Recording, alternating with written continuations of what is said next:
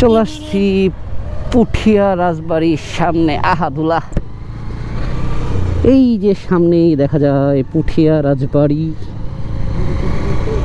রাজবাড়ি দেখতে মোটামুটি রাজবাড়ি লাগে না, খালি একটা বড় বাড়ি মনে হয় আর কি।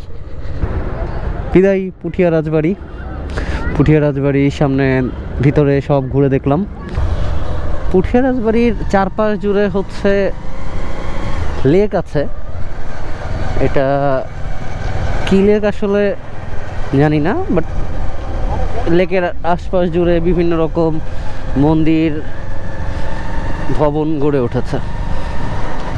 জাস্ট একটা মন্দির সিরাজগঞ্জের দেখেছিলাম, কান্তজিতের মতো একটা ছিল ওই রকম। এটা তো পুরো পরিত্যক্ত। হ্যাঁ হ্যাঁ,